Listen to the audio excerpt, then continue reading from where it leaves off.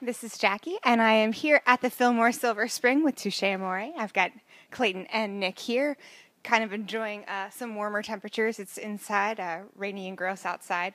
You guys have been together for 10 years now as a band. What are some things that you attribute to your longevity? Solid friendships. And making music that we like together. Making good music that you like together, in fact. Any thoughts you have on the sort of resurgence of emo and punk and these kind of 10, 15-year anniversary tours that are going on that seem to be an influx of them? Yeah, some of them are fun because I get to go see old records I used to enjoy, or still enjoy most of the time. Yeah, I don't know about the resurgence. I think it's kind of interesting when two generations of similar music meet up. You know, one ends up opening for the other. I don't know, kind of how we ended up on a tour like this. You know, the cool older guys taking out the young new guys. It's a good experience. Fair enough. Any other good albums that you've gotten to see toured? I don't know about album tours. I saw Jimmy Eat World Clarity tour. That was great. Yeah, that wins. That definitely wins. I'll give you that one. You guys have toured the world, numerous times. How is punk music universal, not just an American kind of factor?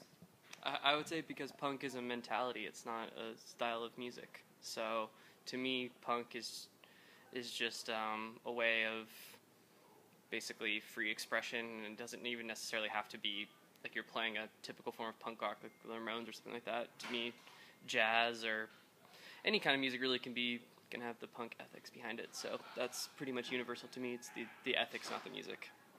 What role do you see punk music having here in America in 2017? The same role it's always had, to go against what the mainstream is trying to make you buy into. Well said. Sorry, you don't get to comment on that one. He's the one for that. That one works. The last time I talked to Touche was at Riot Fest. You had just released Stage 4. The album itself is pretty specific to events that Jeremy dealt with. How do you make sure that it still represents both of you?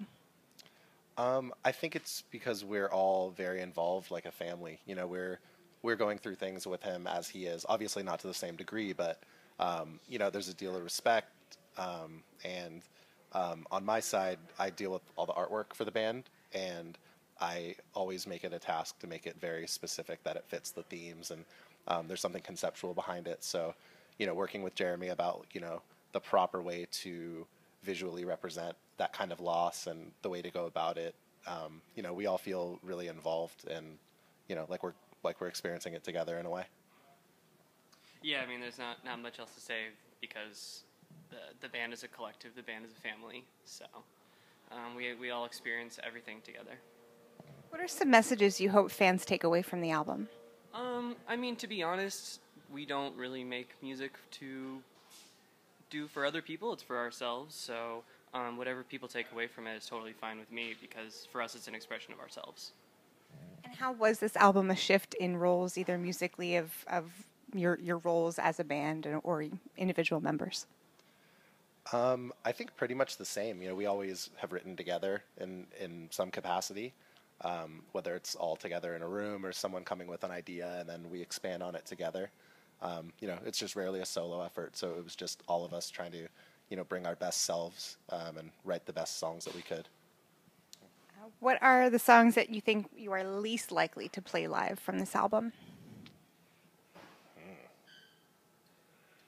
Gather. Yeah, ended up being a B-side. We do pretty well to respect the whole catalog at some point in our touring. There's barely any songs that we haven't played once live, if any, right? Pretty much. Yeah. So in January, a video for Benediction came out. Are there plans for more videos for the album? I'd guess not, but we're always putting out new stuff, whether it's a 7-inch or a little tour documentary or something fun. We like keeping active. What role do you think videos, especially music videos in particular, have in 2017 when there isn't a channel that some of us grew up tuning to for that? That's a difficult question. I mean, I think in some ways more than ever you can visually represent yourself, just because it's so easy to make stuff and to put it out there and to expose it to people. like you said, there was a time when you just turned on the TV and you could be exposed to music that way. But at the same time, I've talked to a lot of kids who are exposed to our band through YouTube and stuff like that. So I think it plays a pretty similar role. I just think the abilities you have with it are pretty different. And also, the day and age we're living in now versus when MTV or TRL was going on. Oh man, TRL. Right? Our attention spans are all so much shorter because we're exposed to so much all the time. So any creative effort you do has to be that much better or more enticing or different than what's going on to really catch people's attention, and that's hard to do when you're just swimming in media constantly. And as a visual artist yourself, how do you make that happen, at least for you in your work with your band or outside of it? When, like you said, we're so overcome and kind of bombarded by visual media, how do you make sure you find something sort of indelible? I just try and stay true to what we do, or again, like make something meaningful, make something that's conceptual that can, actually has ground to stand on instead of just being some superfluous 200 pixel graphic that someone's going to attach to the record. I'd rather have it have a lot of deeper meaning, and that opens up a discussion. Someone says, hey, did you actually know what that is, or that represents this part of this song? Just more than the surface level. And especially now, you have to consider what's going to catch someone's attention. Scrolling through a giant field on a digital screen or in a record store or on a poster, it has to be even more versatile than ever, I think. And this album is pretty specific. Where do you go from here? The stage 4 was so critically acclaimed. Fans love it. What's next, and how do you start that next? Or are you not even thinking about the next cycle? It's too soon. In the middle of it. Yeah, it's not like that we're not thinking about it or something like that. It's more like it has to be right. So I think our whole philosophy has been, if it doesn't feel right, then it doesn't feel right. We don't give ourselves, we don't try to put ourselves in some kind of box or do something that is going to limit us. So whatever comes and we feel inspired to do in the moment, then we're going to do that. We don't like to put limits on ourselves.